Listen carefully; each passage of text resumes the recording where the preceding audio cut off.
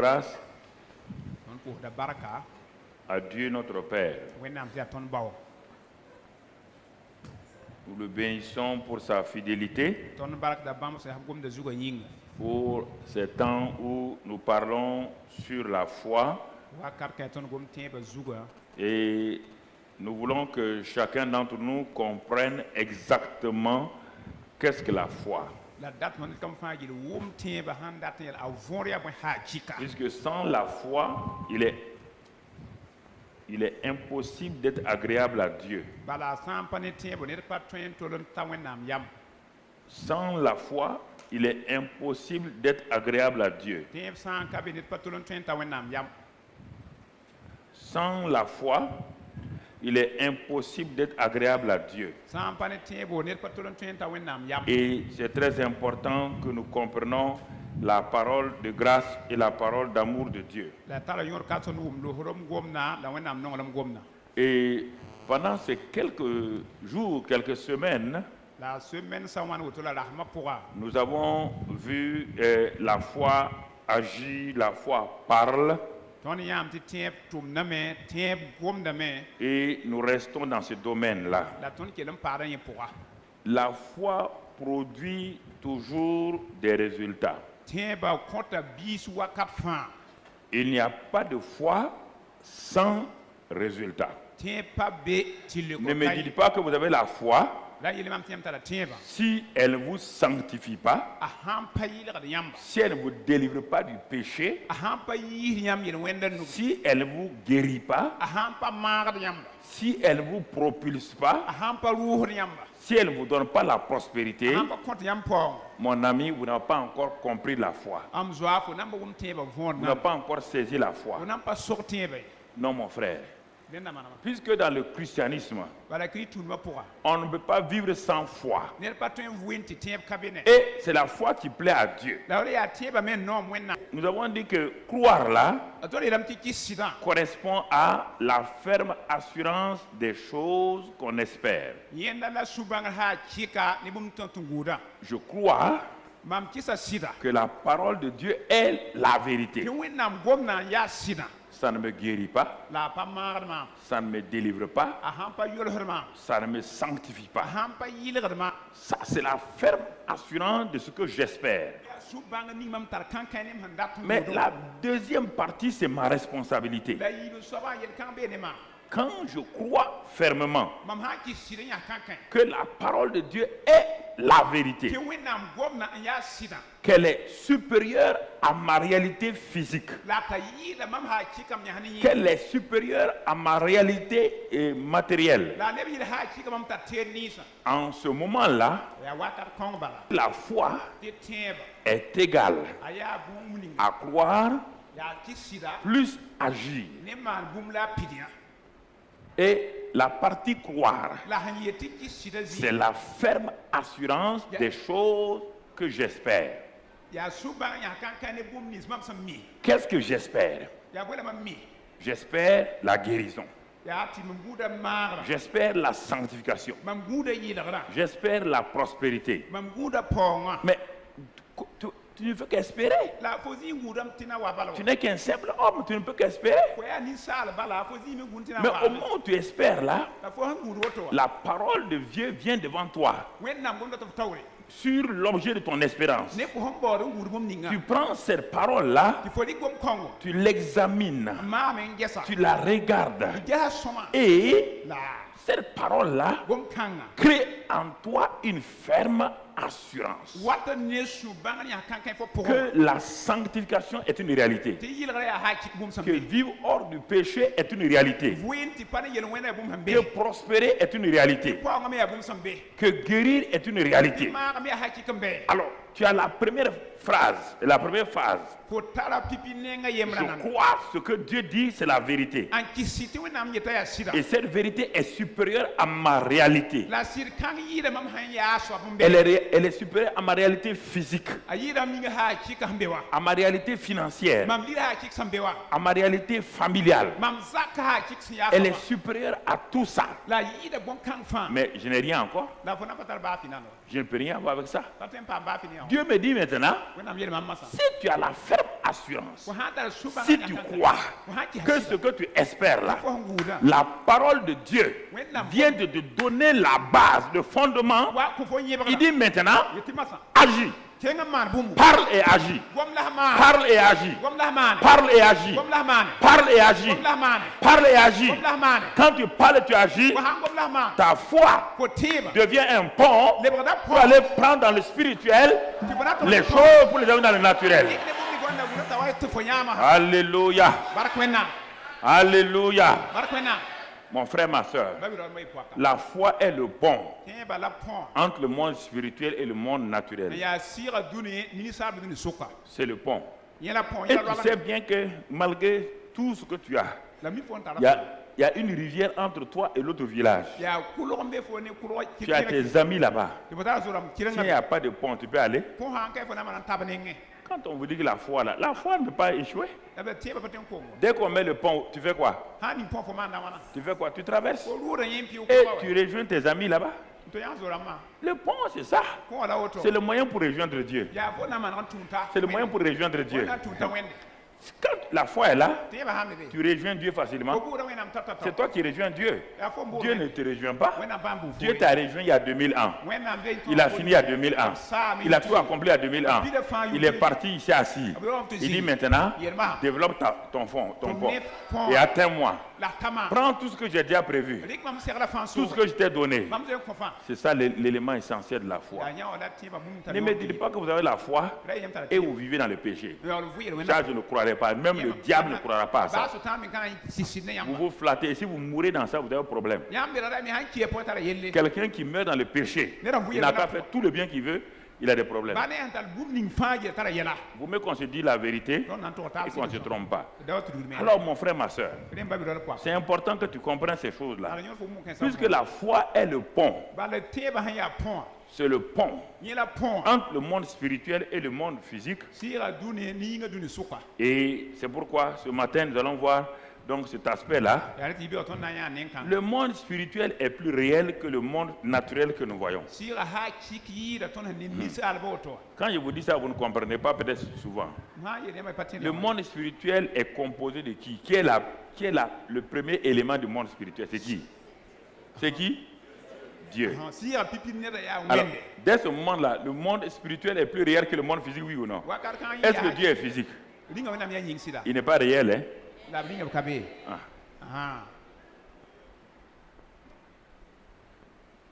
Dieu est physique. Il n'est pas plus réel que ce que tu vois là. Ce que tu vois là vient de qui? Ça vient de qui? Alors, si ce que tu vois là vient de Dieu, celui qui est l'auteur est plus important que celui qui l'a créé? Ou bien?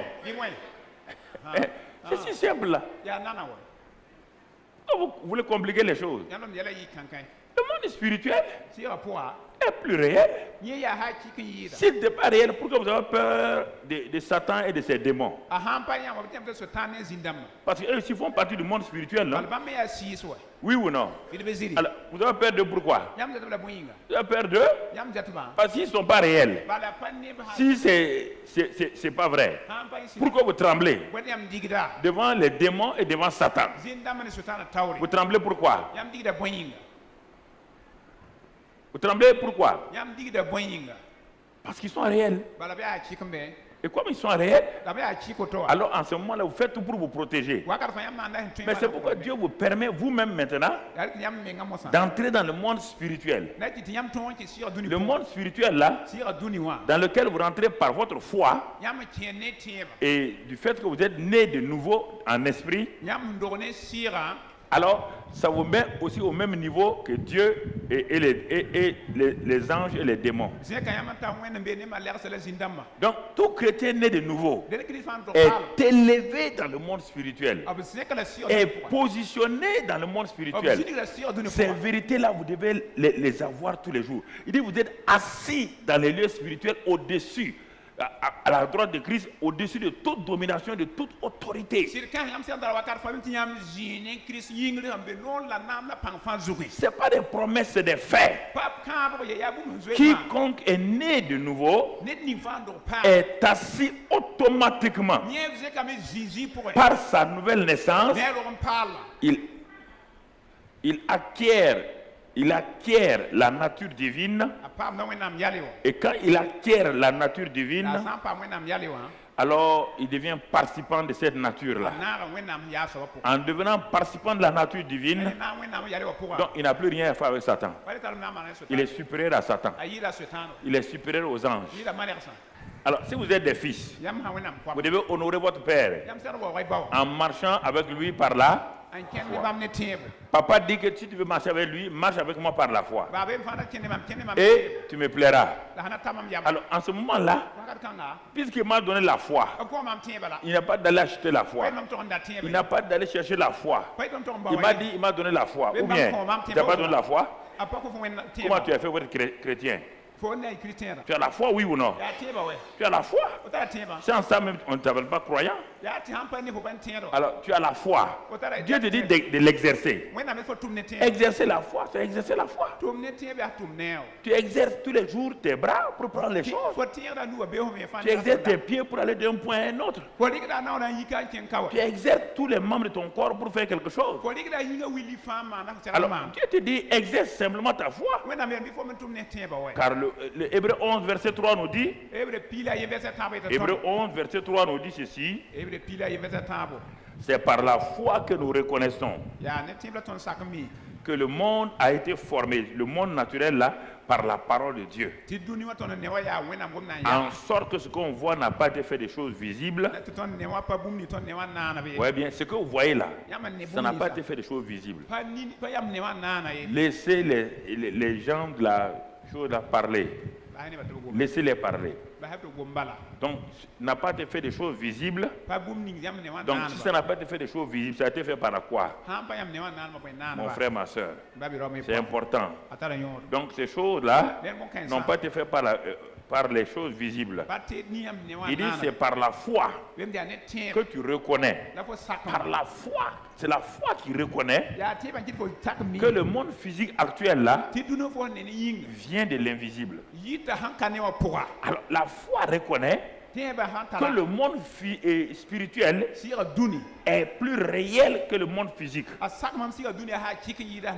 le monde physique est de la deuxième dimension secondaire. C'est-à-dire qu'elle vient, son origine, c'est le spirituel. Et comme son origine, c'est le spirituel, donc ce qui vient de l'original ne peut pas être supérieur à l'original.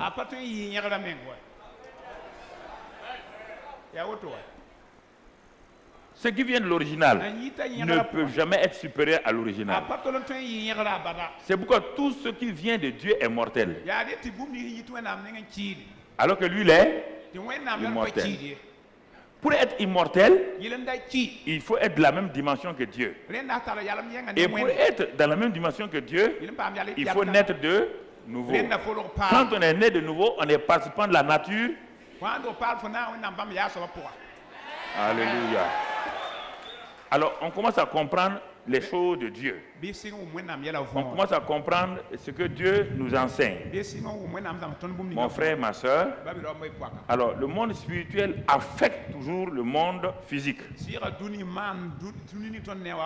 Tous ces gens qui vous disent qu'ils ne croient pas en Dieu, mais pourquoi ils croient au monde spirituel? Tous ces politiciens, ces hommes d'affaires, biba, là, qui crient qu'ils ne croient pas en Dieu, pourquoi ils croient au monde spirituel? Pourquoi ils croient au Satan? Pourquoi ils croient aux forces maraboutiques, aux forces sataniques, aux forces des fétiches? Pourquoi ils croient à ça? Pourtant, ce n'est pas des choses naturelles. Pourquoi ils croient à ça?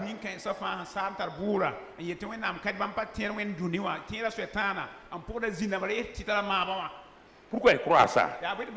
Réfléchissez vous-même. Ils vous disent, quand vous voulez parler de Jésus seulement, ils vous insultent. Mais pourquoi lui-même il s'en va devant un féticheur qui n'a même pas fait, même pas CP1, Et il s'en va s'agenouiller devant ces féticheurs-là. Qu'est-ce qu'il cherche? Le féticheur n'a rien. Il n'a pas d'argent. Il n'a pas de savoir. Il n'a rien. Pourtant, ce grand DG ou député ou ministre-là s'en va s'agenouiller devant lui. Qu'est-ce qu'il cherche?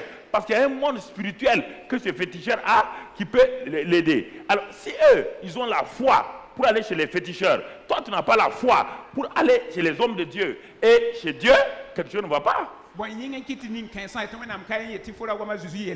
Je t'en tiens à tes sorts, pas car pas ta ligue, pas ta bafi.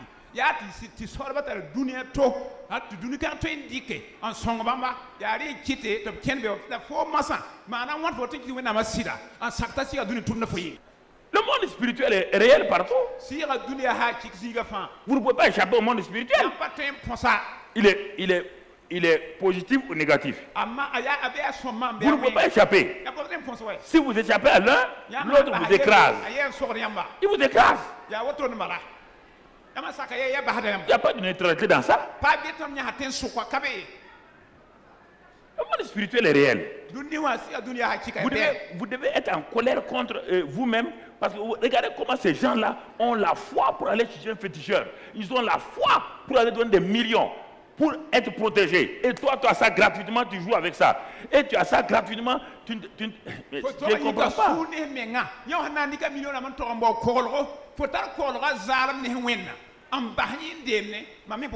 Regardez. La foi est toujours égale croire plus agir. Si vous ne croyez pas, vous n'allez jamais agir. Jamais. Pourquoi vous allez agir? Pourquoi? Parce que vous ne croyez pas. Alors, frères et sœurs, c'est pourquoi la foi est importante. Comprenez pourquoi Dieu dit maintenant, sans la foi, il est impossible de lui être agréable. Il est impossible de lui être agréable. Alors, nous allons lire Éphésiens 1:3. Éphésiens 1:3.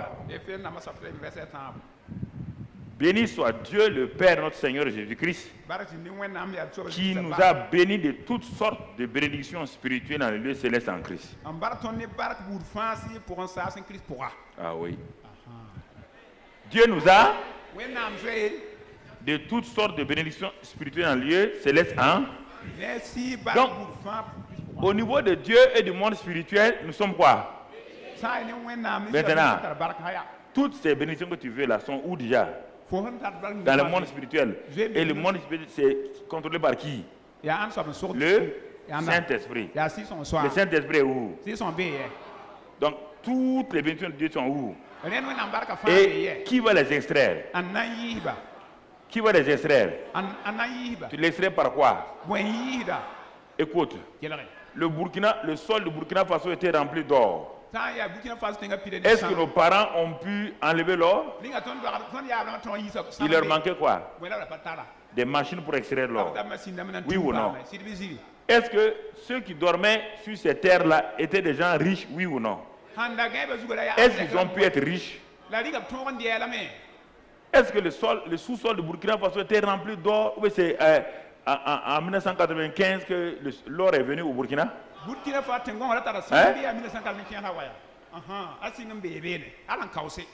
Mais, mon frère, ma soeur, comment on a fait pour que l'or là apparaisse?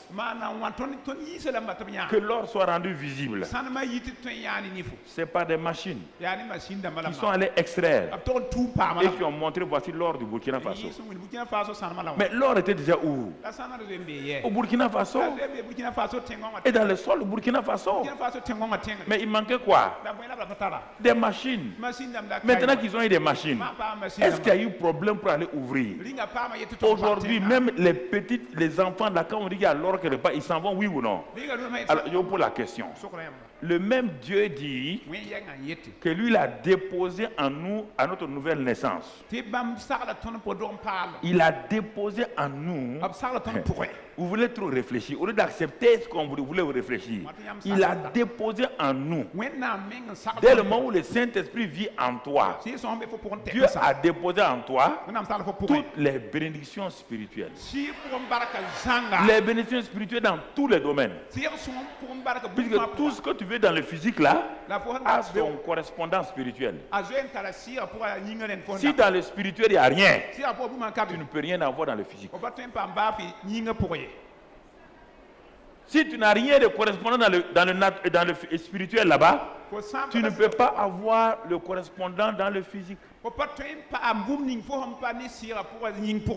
Il n'y a pas un billet de 25 000 francs au Burkina Faso. Tu n'as qu'à faire ce que tu veux. Il n'y aura jamais de faux billets de 25 000 francs.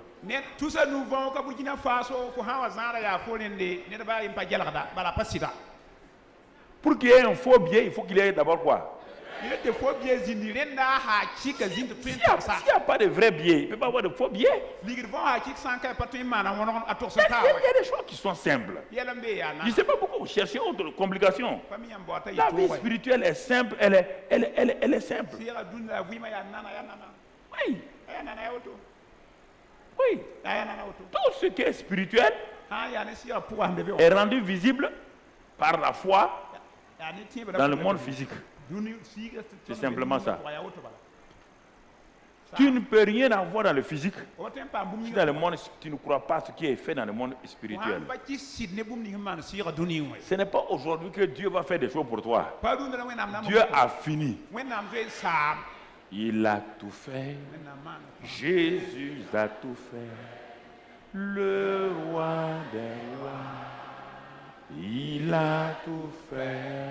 Il a tout fait, frère. Le problème, c'est que vous ne méditez pas souvent la Bible. Écoutez, vous passez votre temps à regarder 3 heures d'émission de télévision et vous passez 20 minutes à regarder la parole de Dieu. Vous n'aurez jamais la victoire sur ce que vous vivez. Jamais, jamais. C'est ce qui vous imprègne là. C'est l'éponge. L'éponge est faite pour remplir d'eau. Mais si on pose l'éponge tout juste sur la surface d'eau, elle est mouillée, elle n'est pas remplie d'eau. Je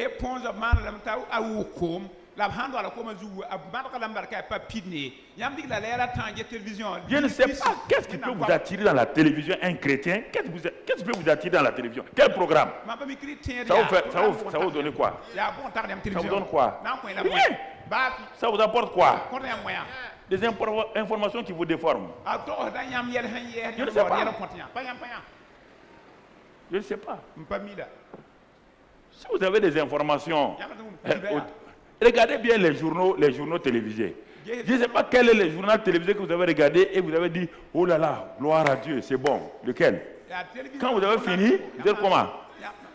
Triste et chaos.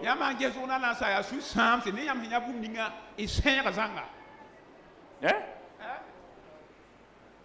C'est ça. Tout. Les programmes sur les femmes, sur les enfants. On dévalorise la femme, on la dévalorise, on la vend partout. Satan sait une chose, que la femme est tellement importante que grâce à elle, les combats sont gagnés. Il a fait tout pour mettre dans la tête des hommes que les femmes n'ont pas de valeur. Que les femmes n'ont pas de grande valeur.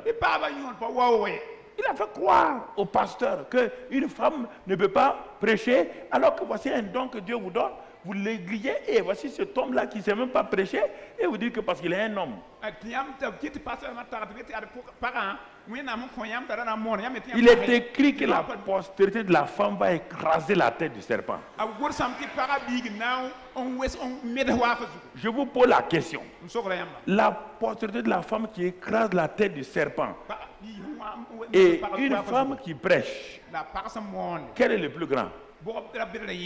La postérité de la femme qui va écraser la tête du serpent est plus grand, oui ou non? Si la postérité de la femme doit écraser la tête du serpent, cette femme-là ne peut pas prêcher. Hein? Le monde est sauvé à travers qui? À travers la femme. Oui ou non? Jésus, attendez, écoutez. Non. Parce que vous venez de vos traditions, de vos villages. Vos villages vous ont déjà déformés, vos ethnies vous ont déformés, vos religions vous ont déformés. Oh, va lire dans Genèse 1, Genèse 2, tu verras ce que Dieu voulait faire de la femme, ce que Dieu a fait de la femme.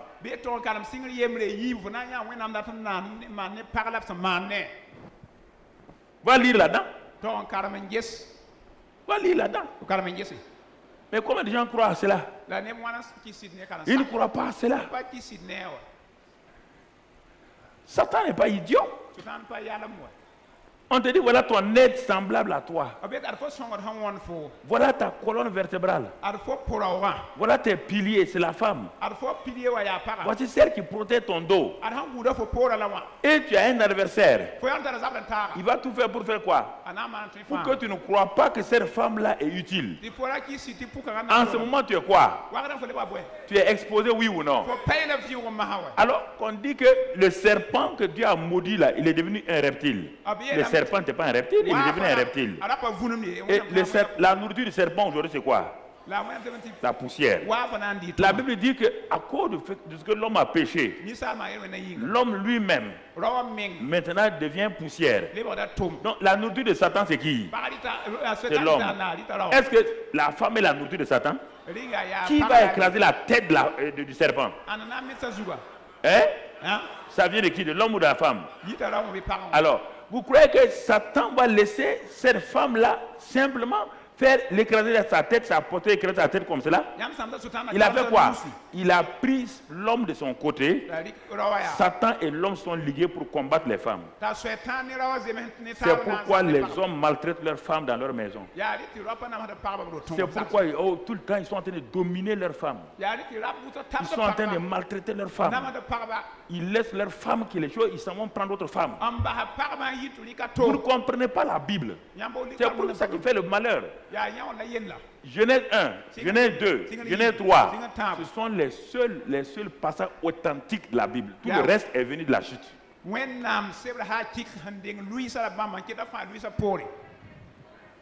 Et les religions ont pris la femme, les traditions ont pris la femme, déformé la femme. Tout ce que les gens aujourd'hui, c'est la déformation de leur village, de leur religion. Ça ne vient pas de la Bible. Tout ce que les hommes disent sur les femmes, que Dieu a dit quoi? Montre-moi dans la Bible où Dieu a maudit la femme. Montre-moi. Montre-moi. Frères et sœurs. Ça vient simplement de la déformation des hommes.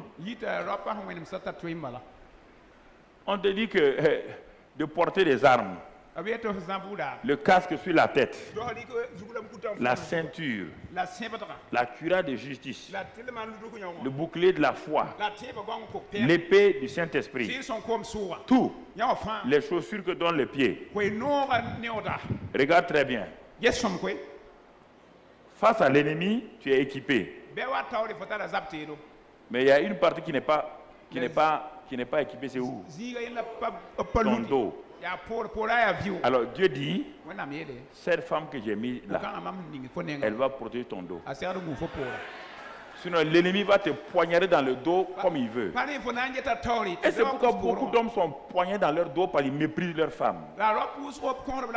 Dès le moment où tu mets ta femme de côté, ton dos est exposé. Et si ton dos est exposé, l'ennemi ne te rencontrera pas face à face. Il va venir où? Dans le dos.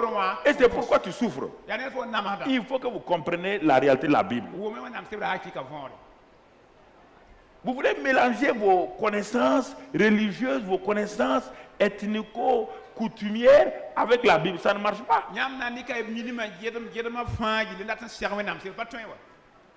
Va lire. Va lire, mon frère. Ce sont des réalités.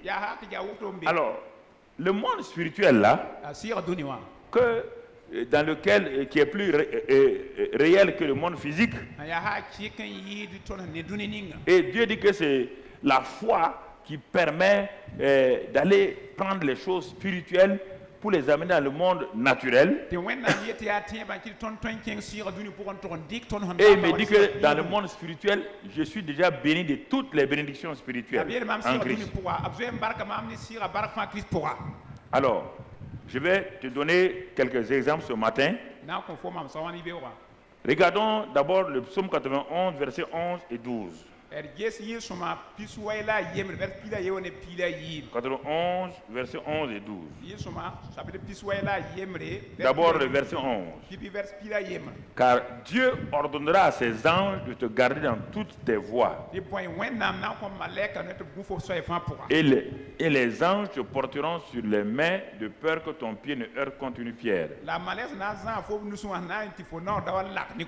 Voici une parole du Seigneur. Nous avons dit foi est égale à croire plus agir. Et que tout cela est lié au monde spirituel duquel viennent les choses visibles du monde naturel. Ici, Dieu me dit que il a ordonné à ses anges de me porter sur leurs bras. Allons dans le psaume 34, verset 8. Comprenez très bien la parole de Dieu. Psaume 34, verset 7. L'ange de l'Éternel campe autour de ceux qui le craignent. Et il les arrache au... Et pour la question, en regardant la parole de Dieu, la foi vient de ce qu'on... Ici, il est dit clairement, l'ange, écoutez-moi très bien, il faut arrêter les prières que Dieu n'exaucera pas. L'ange de l'Éternel campe autour de qui? Ceux qui le... Ce qu'on te demande, c'est seulement faire quoi? La crainte de Dieu suffit largement pour que les anges de Dieu campent autour de toi et ils t'arrachent du danger. Regardez bien, écoutez, pour Dieu, ça c'est les bénédictions de Dieu comme ça. Il y en a beaucoup, mais je prends cet exemple ce matin. Une des bénédictions de Dieu, c'est ta sécurité. Mais il dit, tu veux cette sécurité-là, tu veux que les gens t'arrachent du danger. Ne te mets pas toi-même en danger. Ça veut dire que ici, l'ange de l'Éternel viendra lorsque l'ennemi viendra contre toi. Lorsque l'ennemi décide de te détruire. Lorsque l'ennemi décide de faire des choses contre toi, c'est en ce moment que l'ange de l'Éternel va venir. Mais il n'a pas dit que si tu t'exposes toi-même au danger, que l'ange de l'Éternel va venir. L'ange de l'Éternel campe autour de ceux qui le craignent. Ceux qui le craignent, ça veut dire quoi? Ceux qui honorent, qui respectent Dieu et qui décident de ne pas attrister le cœur de Dieu. Et c'est pourquoi les choses arrivent aux chrétiens. Parfois, les gens ne savent pas qu'est-ce qui est arrivé exactement. Et chacun dit ce qu'il veut. Parce que les gens ne comprennent pas comment ça fonctionne. Donc, dès le moment où Dieu a dit ça, et qu'il ne permet pas que tes pieds heurtent, tu dois t'arrêter et regarder ce que Dieu dit. Ma sécurité ne dépend pas du monde physique. Dieu qui est esprit me dit que ma sécurité dépend du monde spirituel. Parce que mon ennemi aussi vient du monde. Quel monde? Spirituel. Comme je ne vois pas mon ennemi, si je dois combattre contre mon ennemi par le physique, je pourrais le faire. Puisque l'ennemi n'est pas physique. Il est esprit. Comme Dieu est intelligent, face aux ennemis spirituels, il a mis des agents spirituels pour me protéger. Et il me dit maintenant, ce qu'il me demande à moi, c'est de le craindre, de l'honorer, de le respecter. Ce qu'il dit de ne pas faire là, ne le fait pas. C'est ça qu'il me demande. Ce qu'il me demande, c'est ça. Écoutez, frères et sœurs, ce n'est pas la peine de prier que les anges de Dieu n'ont qu'à me garder. Tu n'as pas besoin. Dieu a déjà parlé. Je peux te donner 10 témoignages, 10 versets comme cela. David en parle de tous les côtés. Moïse en parle. Abraham en parle. Jacob a vécu ça.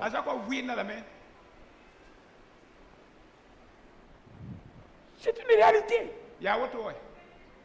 Je n'ai pas besoin de demander à quelqu'un de venir prier pour que les gens me gardent. Dieu me dit que celui qui craint de Dieu là, l'ange l'Éternel le garde.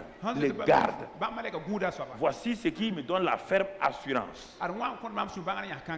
Et l'action c'est quoi? C'est de le craindre. Simplement. Simplement. Alors, bien-aimés frères et sœurs, regardez, asseyez-vous, regardez votre vie. Vous allez vous rendre compte que Satan n'est pas, Dieu ne vous a pas abandonné, ni Satan peut, non. Regardez les actes que vous avez posés, des situations que vous avez créées vous-même.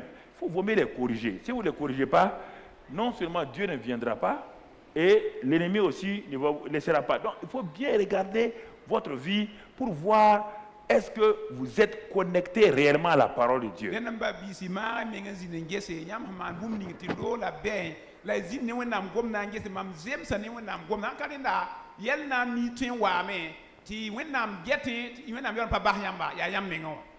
Et lorsque nous naissons de nouveau,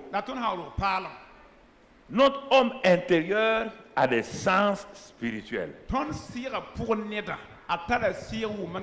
C'est tellement logique que vous ne devez même pas même douter. Celui qui a créé l'homme physique là, il lui a donné des yeux. Pourquoi? Pourquoi il lui a donné des yeux? Parce que lui-même il a des yeux. Oui ou non? Il lui a donné des oreilles. Parce que lui-même il fait quoi? Il entend. Il a des oreilles. Il n'a pas des oreilles comme les nôtres. Mais il a des oreilles. Il entend. Donc vous comprenez? Donc, dès le moment où, quand nous sommes nés physiques, quand nous sommes nés des hommes physiquement, est-ce qu'on ressemble à un éléphant? Parce que notre père est quoi? Notre père est un homme. Donc quand nous naissons, nous sommes quoi? Nous sommes des éléphants. Je vais vous prendre dans les choses simples. Vous avez l'air de pas quoi. Quand vous êtes né naturellement et vous avez deux oreilles, votre papa a quoi? Vous avez deux yeux, votre papa a quoi? C'est ça. Est-ce qu'il y a un problème de croire à ça? Que vous êtes des êtres humains et que vous pouvez aller à l'école et réussir? Il y a un problème dans ça? Vous allez aller jeûner et prier pour ça? Mais vous êtes né avec tout ça, avec l'intelligence, la capacité. Ce qu'un homme peut faire, vous pouvez le faire, oui ou non? Simplement. Maintenant, Dieu dit que ça c'est la première naissance. Il y a une deuxième naissance qui vient du monde spirituel. Et en ce moment, Dieu est votre Père. Comme vous êtes déjà né physiquement, et vous avez les éléments de la naissance physique, Dieu ne va pas vous donner encore des choses physiques. Puisque Dieu n'est pas physique. Puisqu'il n'est pas physique, il est esprit.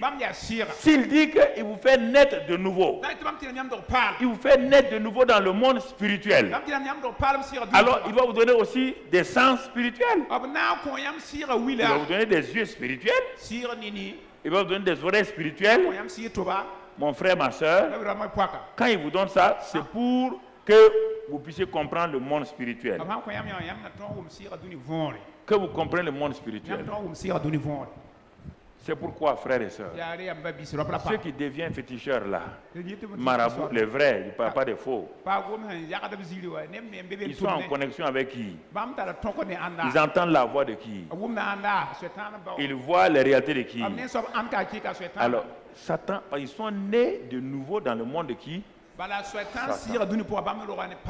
Alors Satan le qualifiait avec tout ce qu'il a aussi, oui ou non? Maintenant vous naissez de Dieu. Et vous vous dites que vous n'êtes pas qualifié, que vous n'avez pas des yeux spirituels. Quelque chose ne va pas. Le monde spirituel, quand on est né là-dedans, de même qu'on est né physiquement là, les choses physiques nous appartiennent. C'est quand un enfant naît avec un seul pied que tout le monde sait. L'enfant devient quoi, anormal, oui ou non? Mais un enfant qui naît avec 2 pieds, est-ce que ça étonne quelqu'un? Un enfant qui naît avec 2 yeux, ça étonne quelqu'un? Alors, un enfant de Dieu qui naît avec des yeux spirituels, pourquoi ça étonne les gens? Si tu es né spirituellement, tu es né enfant de Dieu. Ce que Dieu a, il a fait quoi? Même naturellement là, même la maladie génétique de ton papa là, il fait quoi? S'il est drépanocytaire, il va te donner quoi? Alors, est-ce qu'en Dieu il y a drépanocytose? Est-ce qu'il y a des formations? Quand tu es né spirituellement là, Dieu t'a donné tout ce qui est en lui. Et tout ce qui est en lui va commencer à commander tout ce qui est naturel que ton papa naturel t'a donné, t'a détruit ce que ton papa naturel t'a donné. C'est la première réalité qu'en tant que chrétien nous ne comprenons pas. La nouvelle naissance vient contrôler la première naissance. Alors, puisque ça contrôle la première naissance, tout ce qui est négatif dans la première naissance, la seconde naissance fait quoi? Détruire ça. Contrôle ça. C'est pourquoi il n'y a plus de maladie héréditaire. Parce que tu n'es plus héritier de ton papa, tu es héritier du royaume des... Mais comment les gens comprennent ça? Ils ne comprennent pas. Le premier héritage, c'est normal. Si ton papa est très riche, si tu es né de lui, tu hérites ses richesses, mais tu hérites aussi toutes ses maladies, oui ou non? Mais le papa céleste, non seulement il est riche, il n'a jamais de maladie. Si tu hérites de lui, les maladies de ton papa, les maladies inférieures de ton papa là sont quoi? Dominées, purifiées. Mais combien de chrétiens croient ça? Quand il naît de nouveau, il demande aux gens de prier pour nous, pour qu'on enlève. Non, quand tu es né de nouveau, il y a un esprit nouveau en toi. Et cet esprit nouveau là met au dehors les anciennes choses. On dit les anciennes choses sont... Parce que tu as un sang nouveau, le sang d'Emmanuel. Tu as un esprit nouveau. Tout est nouveau en toi. Alléluia. C'est pourquoi aujourd'hui je mets l'accent sur les anges et c'est une bénédiction. Le monde spirituel, c'est une bénédiction. Frères et sœurs, vous n'avez pas besoin de croire. Ils sont là, mais ils se manifestent à vous quand Dieu leur dit de faire. Sinon, ils sont là, ils sont partout. Ils sont là autour de vous. Quand vous allez prendre votre moto, votre voiture pour partir tout de suite, l'ange que Dieu vous a donné là, il est derrière vous. Il vous accompagne dans votre maison. Mais faites attention de moi, il voit aussi ce que tu fais. Ok. C'est pourquoi parfois il est obligé d'aller se promener quelque part, te laisser dans des problèmes. Parce que ce que tu fais, ça ne lui plaît pas. Ok.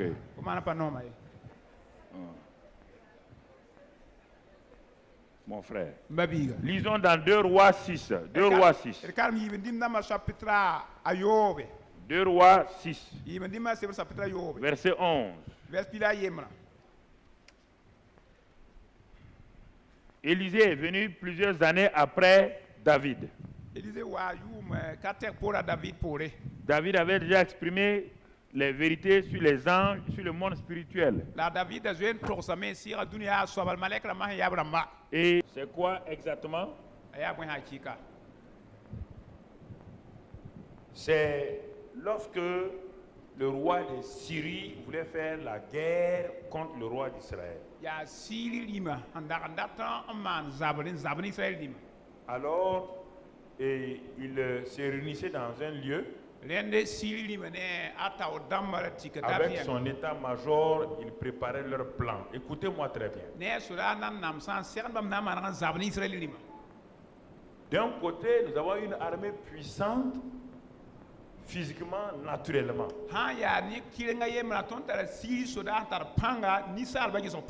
De l'autre côté, nous avons une armée qui était à l'époque un peu faible, mais qui est adossée à un Dieu tout-puissant.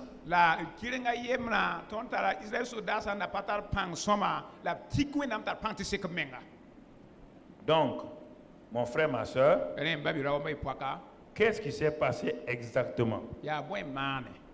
Ce qui va se passer, c'est que lorsque le roi de Syrie prenait des décisions,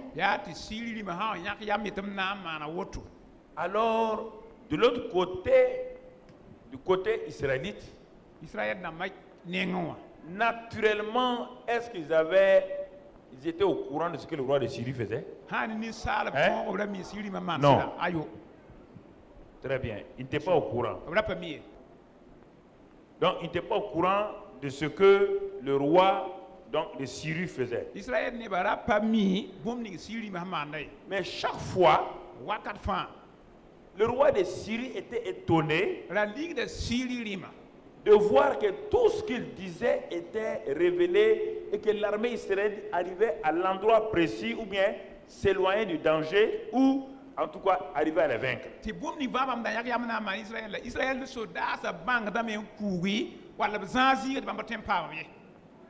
Alors, en ce moment-là,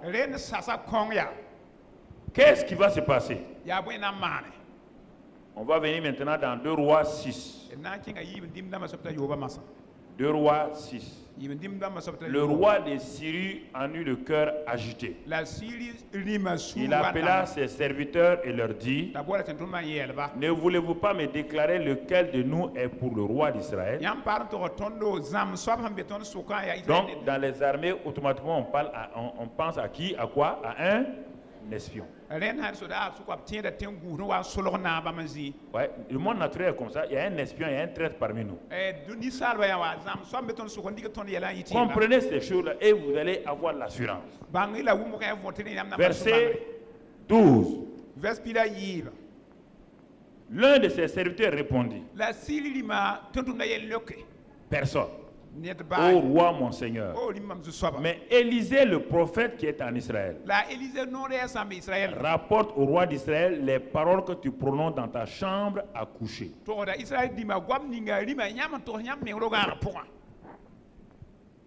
Regardez ce passage-là. Ce passage est très important. Et qu'est-ce qu'il nous enseigne? Il dit: Élisée, le prophète qui est en Israël. C'est lui qui rapporte.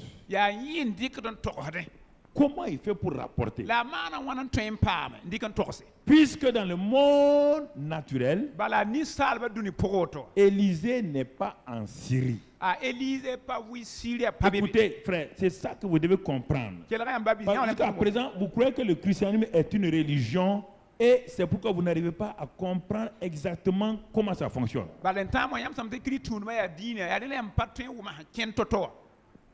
L'un est en Israël, l'autre est en Syrie.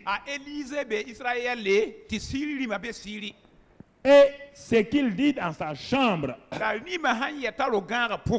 est révélé de l'autre côté. Donc il y a une autre dimension qu'on voit ici. Face aux 2 dimensions naturelles, l'autre côté, leur avantage, c'est la dimension spirituelle.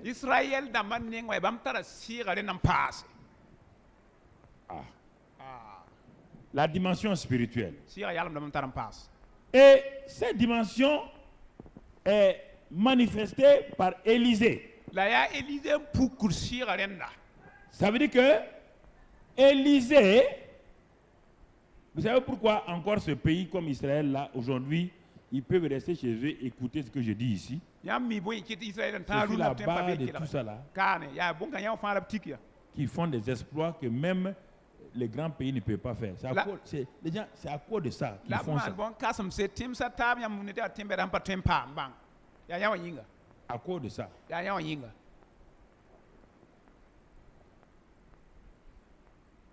Vous comprenez? Alors, Élisée avait comme des antennes spirituelles illimitées. De même que le grand Dieu, rien ne lui est caché. Tout ce que tu dis, il entend tout. Écoute-moi maintenant. Tout ce que tu murmures dans un endroit secret, ici, là, et le Dieu entend tout. Donc, frères et sœurs, ne croyez pas que vous échappez. Dieu entend tout. Absolument tout et tout et tout. Pour vous montrer la preuve, il prend un être humain qui est dans sa chambre. Comme il est connecté à Dieu, Dieu lui donne la même dimension que lui. Lui aussi, il entend tout ce qui se passe dans le monde.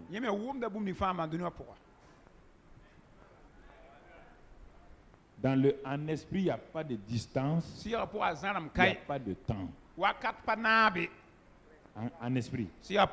Comprenez ça. Hein? Si vous comprenez ça, vous allez saisir beaucoup de choses. C'est pourquoi le monde spirituel négatif a compris ça facilement. L'esprit voyage plus rapidement que la lumière.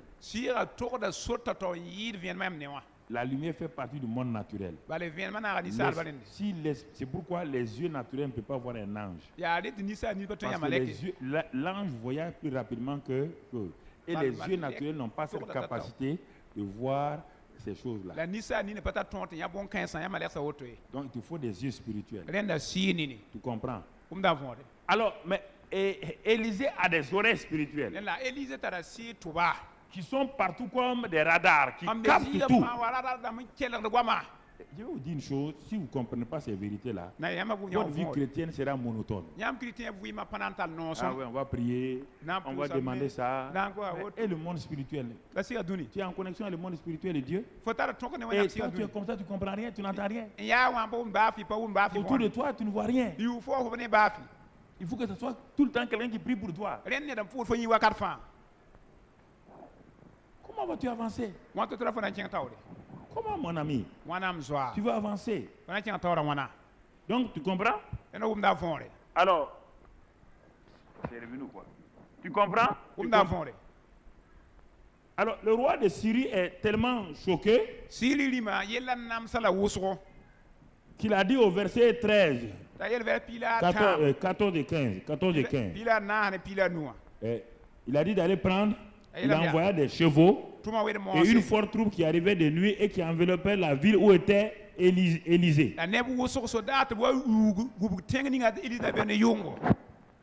Donc, regardez, on va laisser le verset 15 d'abord. Regardez, c'est important, je vais aller doucement pour que vous compreniez ici. Regardez, le roi de Syrie a compris que si Élisée est à cette dimension-là, vaut mieux arrêter tous les plans et aller chercher qui? Hein? Notre ennemi, c'est qui? C'est l'armée d'Israël. Hein, c'est qui? Élisée. Notre ennemi, c'est qui? Élisée. Il représente toute une armée entière. Si on arrive à prendre Élisée, est-ce que l'armée d'Israël sera invincible? Non. Écoutez, ça veut dire quoi? Élisée représente quoi dans ta vie?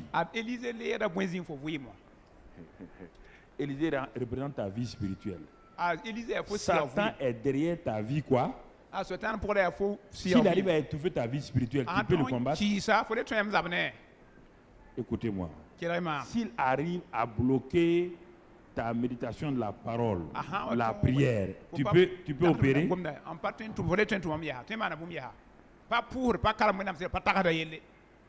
Élisée représente la vie spirituelle d'Israël. Et si on arrive à l'enlever, il reste quoi? Le naturel. Naturel contre naturel. Celui qui est plus fort sera vainqueur. Alors qu'à ce moment-là, qui était plus fort par rapport? C'est la Syrie. Oui ou non? Est-ce que vous me comprenez très bien?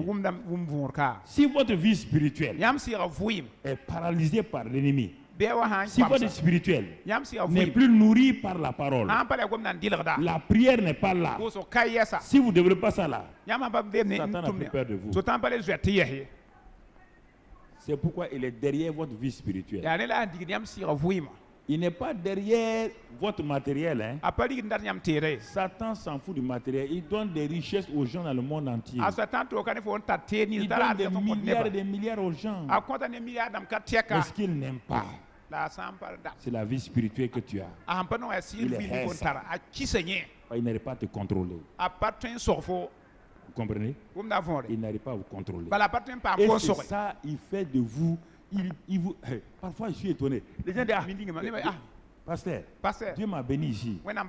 Si ta bénédiction va t'empêcher de lire la Bible, de prier, ce n'est pas une bénédiction. Parce que l'ennemi veut t'affaiblir pour t'abattre. Il veut t'affaiblir pour t'abattre. Est-ce que vous comprenez? Vous comprenez? Si l'ennemi vous fait, vous avez trop de travail. Et je parle à vous tous, hein, tous les travailleurs, les DG là. Si l'ennemi vous fait donner du travail, et vous êtes épuisé dans votre vie spirituelle, sachez que vous n'irez pas loin. Il va vous avoir quelque part. Il va vous traumatiser quelque part. Il va vous détruire quelque part. C'est ça qu'il vise.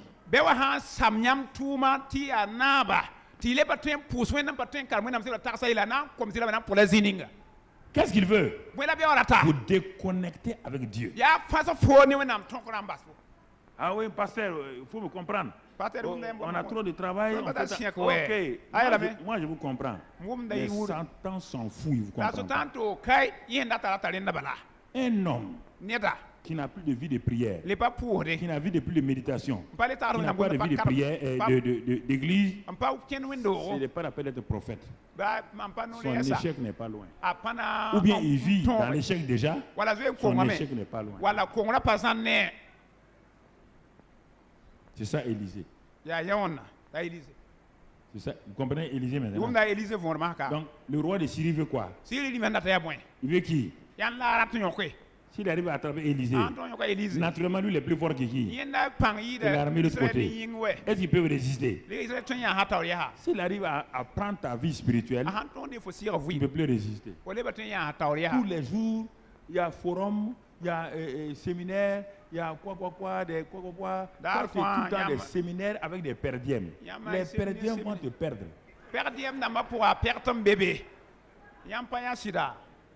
Tu te mets trop les perdièmes de quoi? 15 000, 15 000, 20 000 là.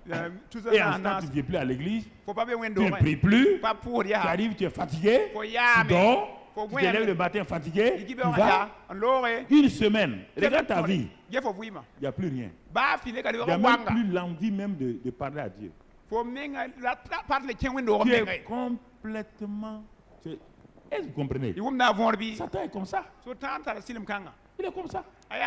Il est derrière votre vie spirituelle. L'argent, ce n'est pas un problème pour lui.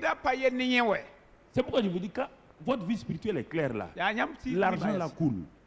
La prospérité coule. Mais faites attention. Quand ça va couler, il va vous laisser avoir. Il reviendra maintenant pour vous dire, est-ce qu'un homme prospère comme toi a besoin de prier encore? Il suffit de donner l'argent ici. C'est l'erreur que les religions font. Dieu n'est pas sensible à l'argent de quelqu'un, car l'argent appartient à Dieu et l'or lui appartient. Dieu s'en fout pas mal de ton argent. C'est lui qui t'a donné pour faire, mais il faut être en connexion avec lui. En connexion avec lui.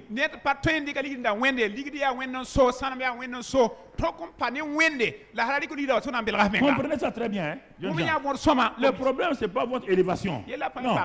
Satan n'a pas peur de votre élévation. Quand vous êtes élevé là, l'élément surnaturel qui est en vous, spirituel là, s'il arrive à paralyser ça, votre élévation là est inutile. Votre argent là même va être un dégoût pour vous. Ok. Pourquoi les riches se suicident? Pourquoi ils se suicident? À cause de ça. Il dit, allez-y, attrapez-moi ce gars-là. Élisée est la vie spirituelle. C'est toute la vie spirituelle d'Israël. Ils sont allés. Regardez maintenant. Puisque Élisée est la vie spirituelle, est-ce qu'il va se laisser surprendre? Est-ce qu'il va se laisser surprendre? Mon ami, quand ils sont arrivés, Élisée était où? Il était au dehors? Il était à l'intérieur. Qu'est-ce qu'il faisait? Il était en connexion avec qui? Il était en connexion avec Dieu. Mais son serviteur est sorti pour aller faire quoi? Son serviteur est sorti au dehors. Quand il sort au dehors, il va voir quoi? Verset 15. Écoutez. Le serviteur de l'homme de Dieu se leva de bon matin et sortit, et voici une troupe entourait la ville. Avec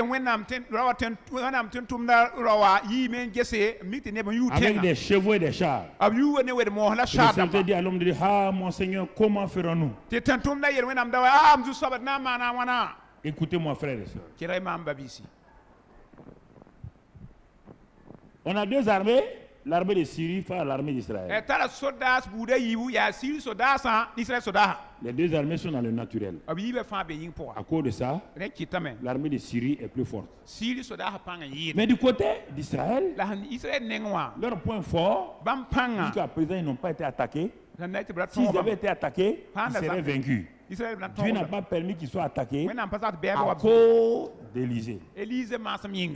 Par tous les plans que le roi de Syrie faisait étaient des plans terribles. Tout ce que Satan fait contre toi est terrible. Mais maintenant, est-ce que ton homme spirituel est éveillé? Éveillé et réveillé. Est-ce que ton homme intérieur là, est-ce qu'il est en connexion avec le monde spirituel de Dieu? Voici toute la question. Toute la question est là. Et allons même dans la maison où Élisée habite. Dans cette maison, il y a encore deux mondes. Le monde naturel représenté par son serviteur, qui est connecté seulement au monde naturel. Donc, il y a des gens qui peuvent être avec un pasteur, mais qui sont naturels. Qui peuvent être autour d'un homme de Dieu, mais naturel. L'homme de Dieu, là, quand il prie, vraiment, on a mangé, on gagne, on mange. C'est pas Géasi. Géasi est déjà disqualifié, il a la lèpre. C'est pas lui. C'est lui d'ici, là. Géasi est déjà parti? Ou bien? Vous ne connaissez pas votre Bible, non? Géasi est parti. Il dit il quitta la présence du prophète avec quoi? Une lèpre. Il a pris un nouveau. Et ce nouveau-là, c'est un bébé. C'est un bébé. Il ne connaît pas le monde spirituel. Il n'a que les yeux naturels. Quand il sort, il voit les chars, les chevaux. Il dit, ouais! Ça c'est grave. Il court, il rentre. Il dit à Élisée, que ferons-nous? Lui, il cherche la solution. Que ferons-nous? Écoutez-moi, frère et sœur.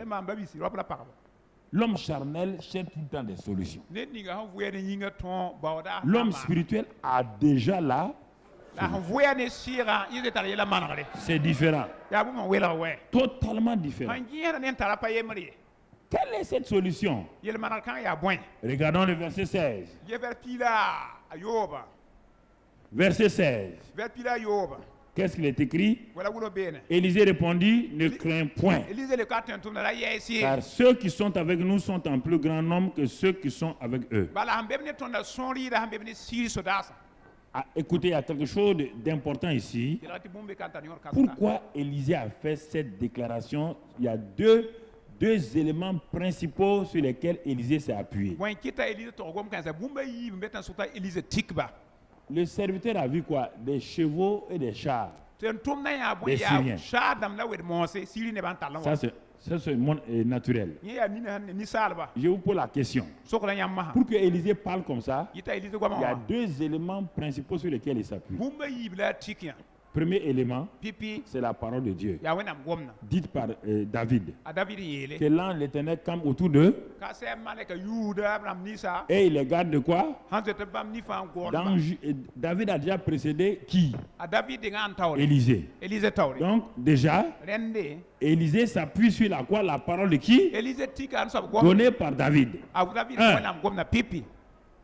Premier élément de sa foi. Il a cru à ce que David a dit. Et il a eu la ferme assurance. C'est pourquoi il a dit à son serviteur, ne crains pas. Quand on a la ferme assurance, la peur s'en va. Deuxième élément. Élisée lui-même a déjà expérimenté, quand lui aussi il était serviteur. Lui, il était un serviteur qui suivait un autre homme de Dieu appelé Élie.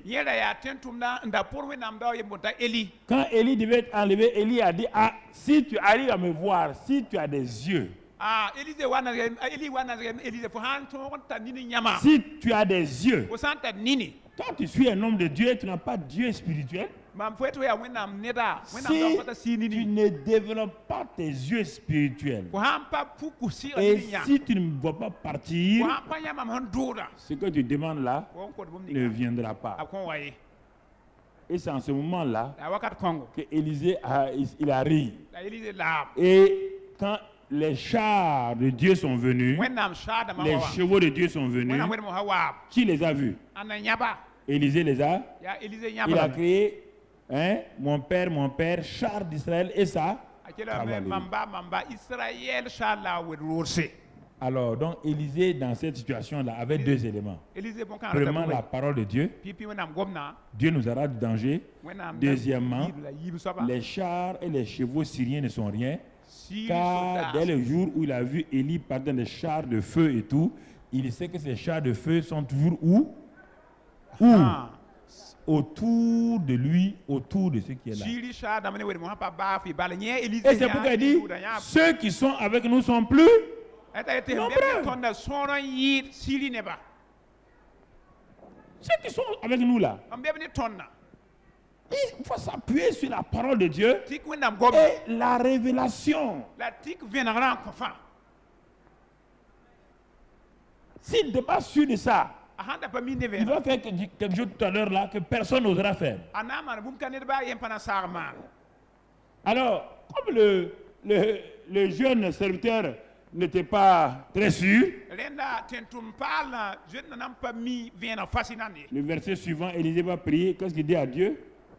Éternel. Et puis il a dit, Éternel, ouvre ses yeux. Quels yeux? Il avait des yeux naturels qui ont vu quoi? Les chars quoi? Et ses yeux spirituels étaient ouverts?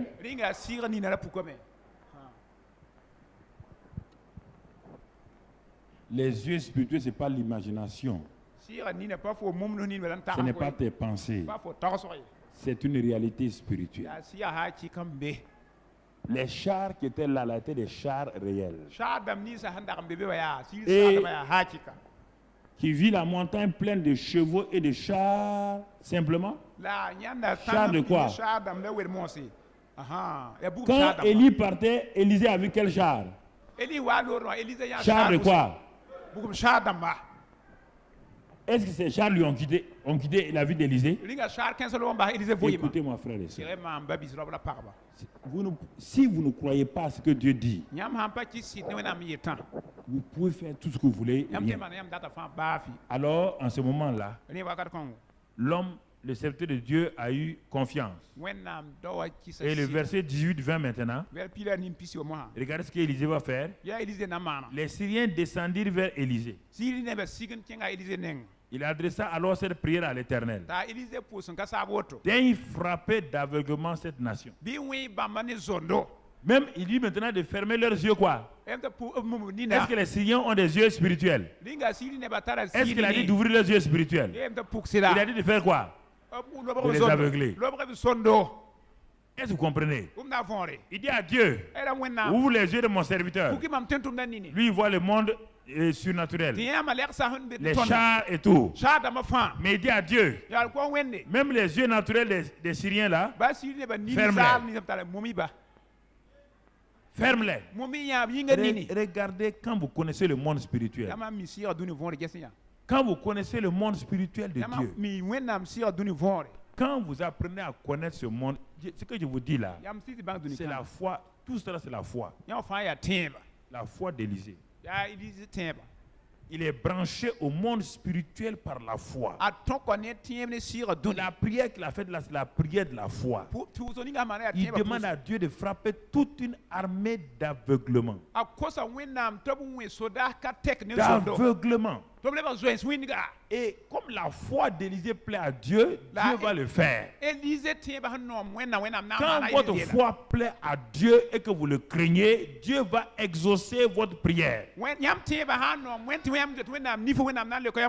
Mon frère, Dieu n'exauce pas toutes les prières, il exauce les prières de la foi.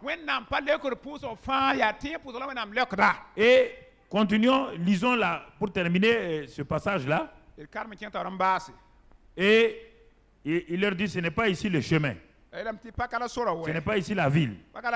Suivez-moi. Je vous conduirai vers l'homme que vous cherchez. Et il les conduisait à Samarie. Qui était là-bas? Le roi. Il les a conduits là-bas. Verset 21. Lorsqu'il fut rentré dans Samarie, Élisée dit, Éternel, ouvre les yeux de ces gens pour qu'ils voient. Et l'Éternel ouvrit leurs yeux et il vit qu'ils étaient au milieu de... Ils étaient au milieu de qui maintenant? De leur...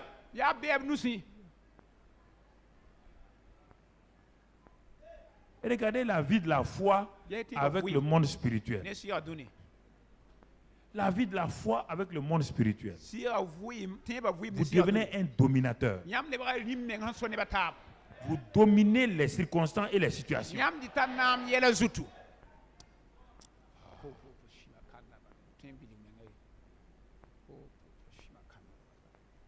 Si vous me suivez toutes ces années-là, il y a quelque chose de surnaturel doit se manifester en toi, quelque chose de surnaturel.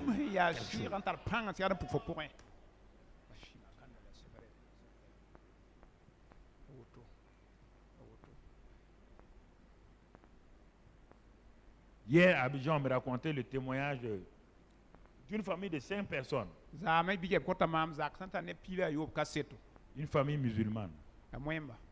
Je prêchais ici un jour. Ils ont mis leur télévision à Abidjan. Ils étaient traumatisés, tourmentés de toutes les choses. Et puis à un moment donné, je dis maintenant touchez votre écran. La femme a donné son témoignage. Elle dit que quand j'ai dit ça, tout le monde, toute la famille, les 5, ont couru aller poser leurs mains sur le écran. Il dit mais la puissance de Dieu, c'est pas la puissance de Dieu qui s'est manifestée. Le lendemain matin quand ils se sont réveillés, ils n'ont jamais vu une famille aussi heureuse. Tout le monde était content, dans la paix, dans la joie. Les maladies étaient guéries, les gens étaient délivrés. Regardez. Ils ont fait quoi? La foi, c'est croire et ils ont cru à ce que j'ai dit. Ils ont fait quoi? Ils ont agi. Ils ont agi. Frères et sœurs, développez votre foi toujours. Développez votre foi. Frère, ne marchez pas dans le naturel, dans un aspect de votre vie et puis vous voulez marcher dans les choses. Il n'y a pas de mélange, il n'y a pas de compromission. Ça ne va pas. Ce n'est pas possible. Mais alors, le roi d'Israël n'a pas détruit, on a donné à manger et à boire aux soldats syriens. Est-ce qu'il y a une aussi grande victoire que ça? Quand ils ont mangé, ils ont bu là. Ils ont fait quoi? Ils ont ramassé le bagage pour aller quoi? C'est la plus grande humiliation.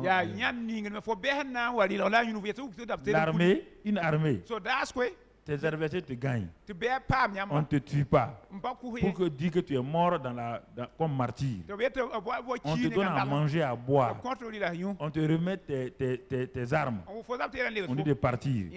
Tu vas revenir là-bas encore. Il est écrit qu'ils ne sont plus jamais revenus.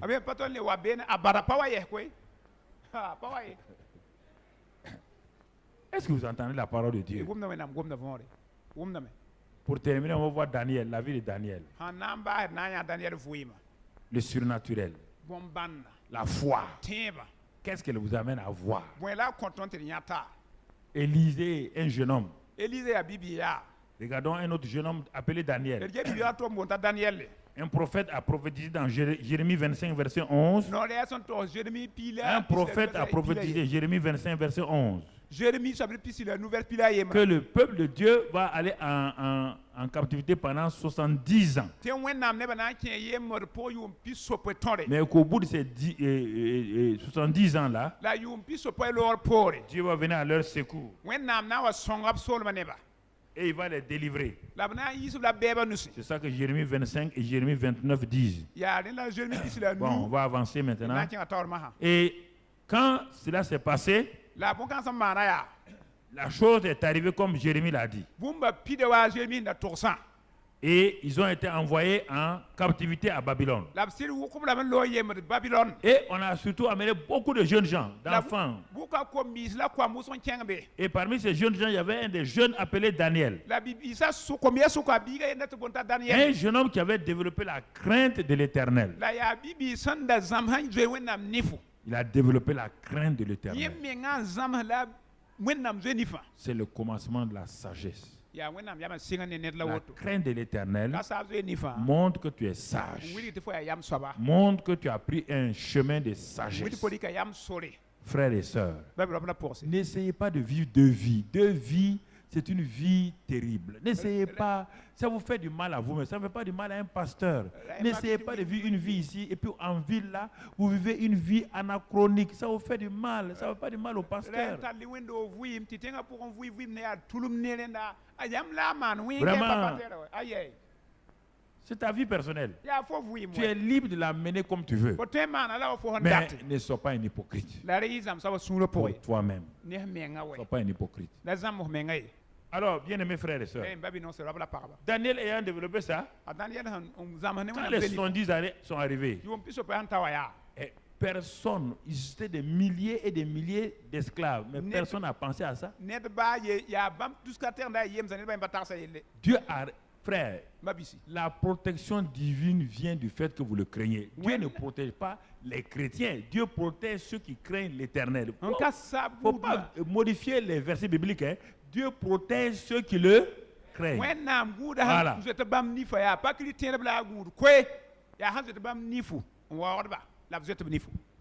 Sinon, ça va vous amener à vivre une vie au hasard, croyant que Dieu vous protège, alors c'est une séduction.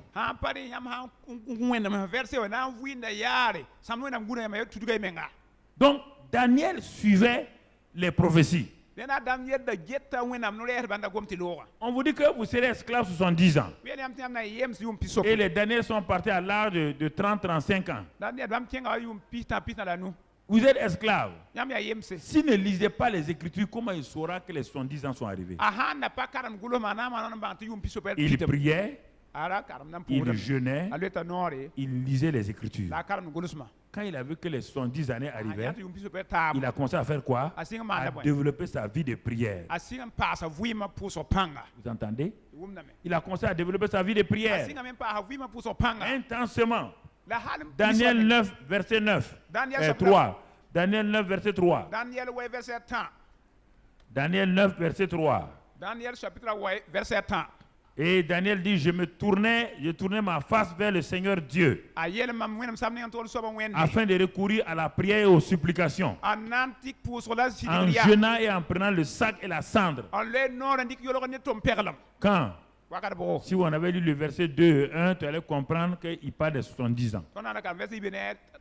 Il parle des 70 ans. Maintenant, verset 4, c'est ça. Reviens au verset 4. Je priais l'Éternel, mon Dieu, et je lui fis cette confession. Seigneur Dieu, grand et redoutable, toi qui gardes ton alliance. On saute, on va au verset 5. Il a continué à prier. Ok. Nous avons péché, il confesse ses péchés, les péchés de son peuple. Il reconnaît qu'ils se sont détournés. C'est ça qui les a amenés dans l'esclavage. Voici le peuple de Dieu dans l'esclavage. Dieu ne les a pas protégés. Vous flattez. Dieu ne protège pas les gens comme ça. Quand vous péchez, vous ouvrez la porte à l'ennemi. Vous bloquez Dieu. Il ne peut rien faire. Lui, il n'aime pas le péché.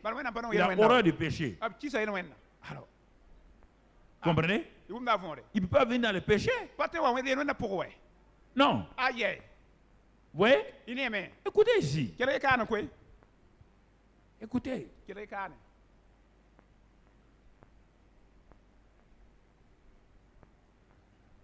Verset 19.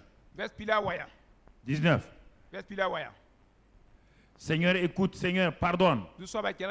Seigneur, sois attentif, agis, ne tarde pas.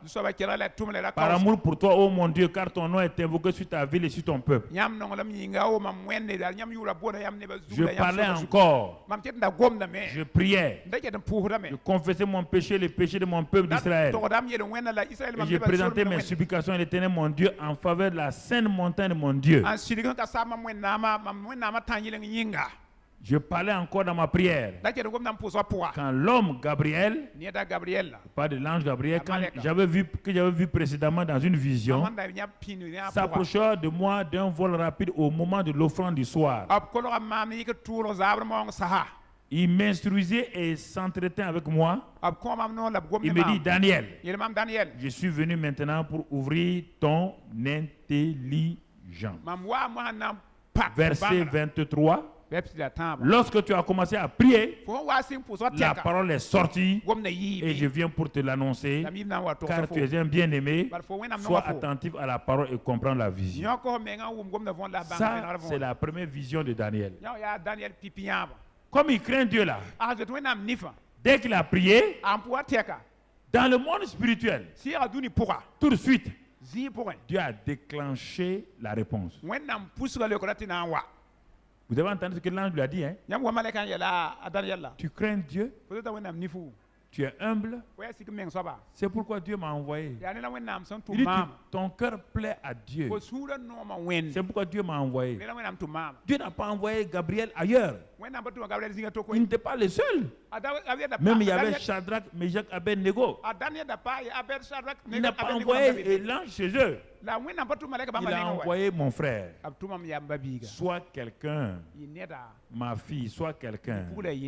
Quand Dieu a besoin d'intervenir dans une nation ou dans une église, que Dieu te fasse l'honneur de venir te parler, de te révéler et ensuite d'aller de l'avant pour sauver les gens de ta famille, sauver les gens de l'église, sauver les gens de ton pays. Mais si tu ne développes pas la crainte de Dieu, Dieu ne le fera pas. Ne reste pas au niveau des choses physiques, matérielles et tout. Va dans le domaine spirituel. Le domaine spirituel est le domaine le plus élevé, le domaine supérieur. Donc, dès qu'il a prié, Dieu a envoyé Gabriel. Le monde spirituel s'est mis en mouvement. Il n'a pas fallu plus de 3 minutes que l'ange Gabriel arrive à Daniel. Ça, c'est le cas où la parole de Dieu est là. Et que vous appuyez sur ça et que vous développez. Alors, frères et sœurs, Dieu a répondu. Mais regardons la deuxième prière de Daniel. Ça n'a pas été automatique. Là-bas, il fallait la foi plus la persévérance. Ah, ça c'est dans Daniel 10. Daniel Daniel 10. En ce temps-là, moi, Daniel, je fus 3 semaines dans le deuil. Ah, là, vous voyez là, il y a des moments où, quand vous priez, la réponse est presque instantanée. Il y a des moments où vous devez développer la foi et la persévérance. Donc, mon frère, ma soeur, tout n'est pas dans un jeûne sec, non. Le jeûne de Daniel, il dit, je ne mangeais aucun mets délicat. Tout ce que Daniel aimait là, il a fait 3 semaines sans les manger, sans boire. Donc il y a plusieurs sortes de jeûnes. Et il s'humiliait devant Dieu. Ne prenez pas le même jeûne pour le répéter tous les jours, 3 jours de jeûne d'Esther. Dieu, c'est Esther qui a inventé son jeûne de 3 jours. Pourquoi vous ne appelez pas Esther, vous n'appelez pas Mardoché. Votre oncle ne s'appelle pas Mardoché. De chercher à savoir quelle sorte de jeûne je vais faire. Non, non, vous êtes tout le temps le même schéma, même schéma, même schéma, même schéma, même schéma. Ça ne va pas.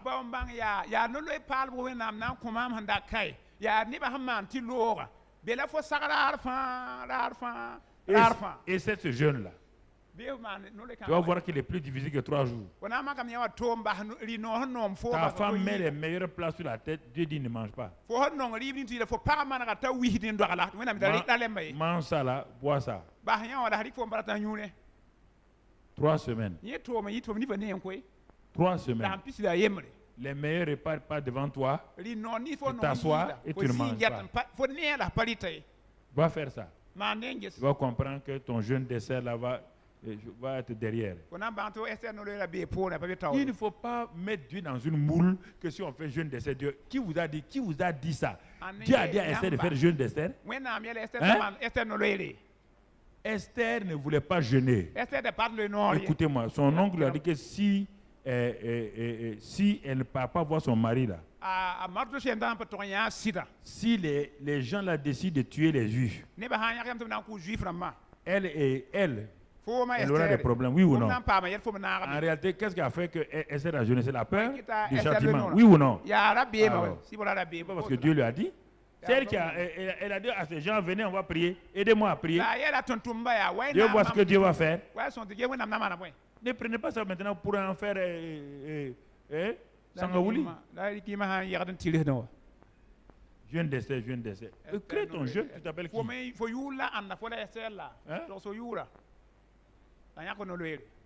Hein? Tu t'appelles Salomon, non? Fais du jeûne de Salomon. C'est interdit? Ou bien? C'est pas interdit. Ne copiez pas la vie des gens. Non, mon frère, ma soeur. Sinon, vous allez faire croire au monde spirituel que tant que vous ne faites pas le jeûne d'essai, Dieu ne vous répond pas. Ça, c'est le plus grand mensonge que les gens ont développé.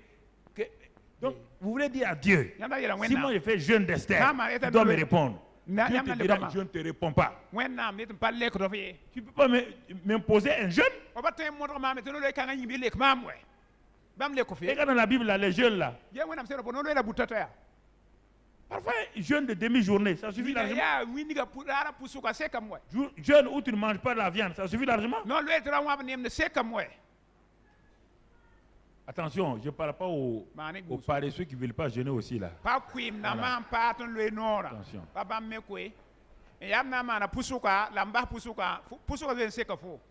Non. Non, mon ami. Non, mon frère. Sans jeûne, tu n'auras rien aussi.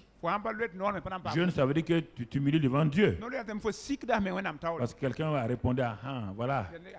Il est pressé d'aller dire à la fin du culte à sa femme, tu vois. Moi, vous gênez trop. J'ai fermé ta bouche au nom de Jésus. Tu ne pourras pas dire ça à ta femme. Mon ami, arrête ça. Arrête. Mais je veux dire par là que le jeûne ne te donnera rien. Ce que Dieu n'a pas donné là, les jeunes ne peuvent pas donner. Tu entends? Dieu t'a tout donné en Jésus-Christ. Voilà. Le jeûne va aider ta foi. Parce qu'il y a beaucoup d'incrédulité dans ta foi. Il y a l'incroyance dans ta foi. Le jeûne va purifier ça. Le jeûne va enlever les doutes. Le jeûne va t'humilier. Et ta foi sera tellement purifiée et que tu vas saisir. Ici, il a fallu 3 semaines. Le même Gabriel a été envoyé.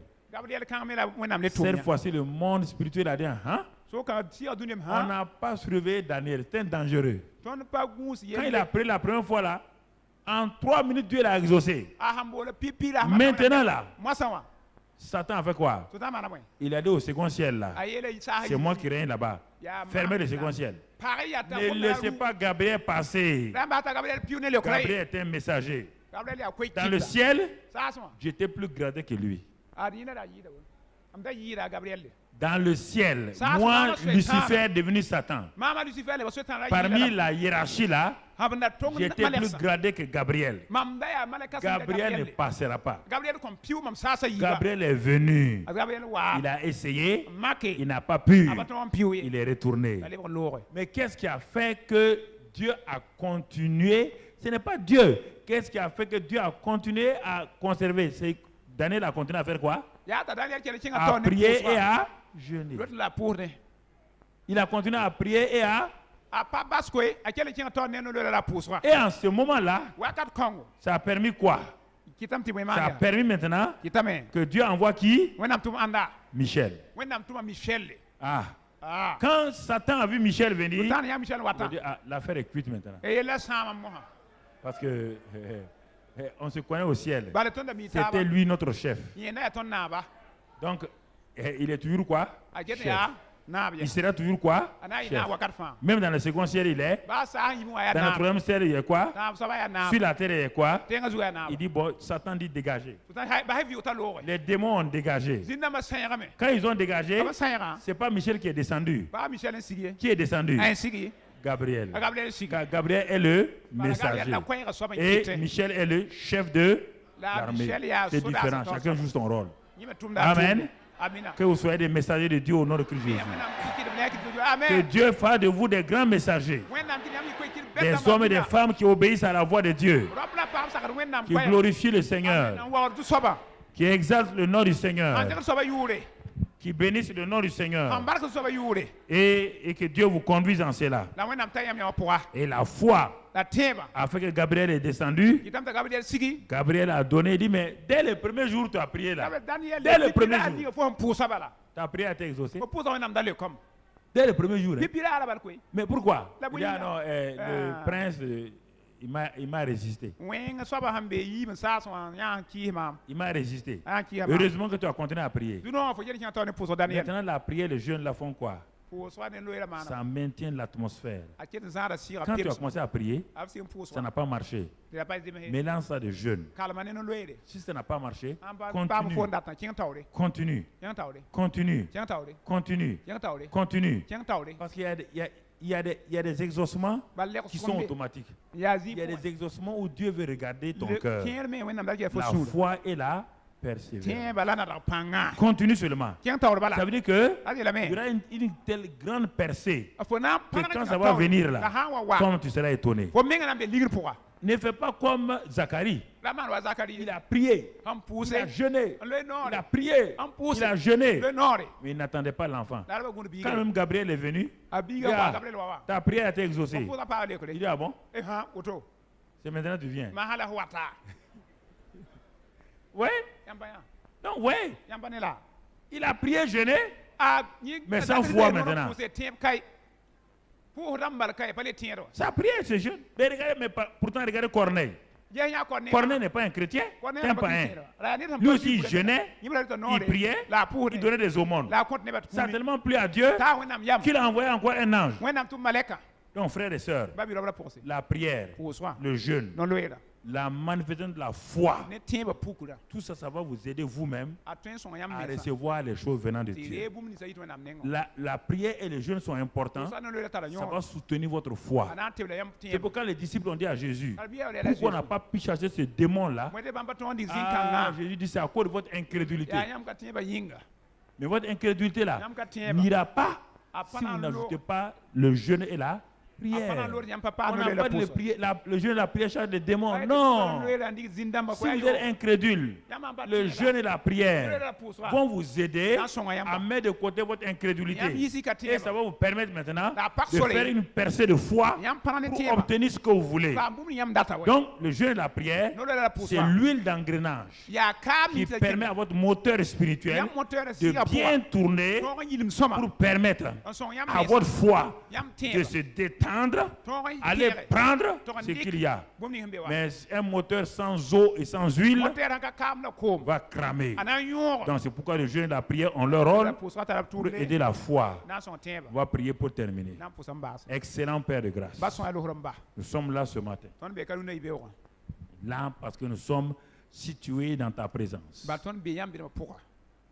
La foi est le pont spirituel entre le monde spirituel et le monde physique. Et c'est pourquoi merci ce matin de ce que tu as donné ça à tes enfants. Seigneur, donne-leur d'ouvrir leurs yeux spirituels, de savoir avec certitude que le monde spirituel est déjà en eux par le Saint-Esprit, qu'ils sont nés de nouveau. Pour Dieu, ils sont déjà plus que vainqueurs. Ils ne seront pas plus que vainqueurs. Ils le sont déjà. Par le Saint-Esprit qui est en eux. Et ils doivent déployer la foi que tu leur as donnée. Ils ont déjà la foi. Ils ont le Saint-Esprit. Ils ont la foi. Maintenant, Père, aide-les à exercer régulièrement cette foi pour prendre possession de ce que tu leur as déjà donné en Christ. Ils ont tout pleinement en Christ. Rien ne leur manque. Mais plusieurs n'ont rien dans leur monde physique. Leur monde spirituel est rempli de bonnes choses. Mais leur monde naturel, il n'y a rien. Il n'y a ni la victoire sur le péché, il n'y a ni la sanctification, il n'y a ni la prospérité, il n'y a ni la guérison. Ils ne savent pas transporter du monde spirituel vers le monde naturel. Je prie ce matin que tu illumines leur intelligence, que l'esprit de sagesse et de révélation leur soit communiqué pour qu'ils réalisent que ce même Esprit Saint-là leur a donné les moyens, les clés pour prendre possession de ce que Dieu tu leur a donné en Christ. Je te remercie, je te bénis ce matin pour cette grâce-là, pour cette bonté-là que tu leur as déjà donnée. Élève ta voix et tu remercies le Seigneur. Élève ta voix et tu remercies le Seigneur. Parce que Dieu t'a tout donné. Merci Seigneur pour le monde spirituel. Merci pour la foi. Merci pour tout. Dis-lui merci parce que tu as déjà tout dans le monde spirituel. Et que par ta foi, tu vas transférer ça dans ton monde naturel. Désormais, tu vas transformer en croyant, en parlant, en agissant. Désormais, tu vas parler, tu vas agir. Pour que les choses spirituelles deviennent tes choses personnelles. Parce que tout est déjà en ta possession. Tout est là, tout. Dieu a tout accompli en Christ. Prends possession. Commence à parler maintenant. Commence à parler ce qui te manque. Prends possession de ce que Dieu t'a déjà donné. Christ est ta sanctification. Il t'a donné la sanctification. Christ est ta justice. Christ est ta victoire sur le péché. Tu es rendu plus que vainqueur. Prends possession de tout cela. Christ t'a guéri. Christ t'a rendu prospère. Prends possession de tout cela. Parle et prends possession. Dis désormais tu vas régner. Tu vas régner sur la pauvreté. Tu vas régner sur la maladie. Tu vas régner sur le péché. Parce que Jésus a dit par la grâce. Par la grâce, nous régnons sur le péché. Dis désormais le péché, tu ne vas plus régner sur ma vie. La pauvreté, tu ne régneras plus sur ma vie. La misère, tu ne régneras plus sur ma vie. Maladie, tu ne régneras plus sur ma vie. Je refuse. Je quitte ces zones de ténèbres. J'entre dans mon héritage. Le monde spirituel m'appartient. Je suis connecté au Saint-Esprit. Merci Seigneur. Sois béni et sois loué. Sois glorifié et sois exalté. Dans le puissant nom de Christ Jésus. Dis avec moi, Seigneur, ce que tu as donné en Christ m'appartient. Ce ne sont pas seulement des choses naturelles. Mais tu m'as tout donné. Mais Père, j'ai hésité. Parfois, j'ai douté. Parce que les choses naturelles semblaient être plus réelles que les choses spirituelles. Mais ce matin, j'ai pris conscience que c'est le monde spirituel qui domine le monde naturel. C'est pourquoi, en esprit, j'ai tout pleinement. Et à cause de cela, je forme mon monde naturel à partir de mon être intérieur. Ma vie physique, ma vie financière, ma vie professionnelle, familiale, désormais sont formées, métamorphosées par ma vie intérieure. L'homme intérieur que j'ai, en qui habite le Saint-Esprit, agit puissamment, me libère, me guérit, me sanctifie, me donne la victoire. Je crois cela. Je marche selon ça. Désormais, je passe du monde naturel, monde spirituel, au monde naturel, en transférant par la foi tout ce qui m'appartient dans le monde spirituel. J'ai tout pleinement dans le monde spirituel. Au nom de Jésus, Amen.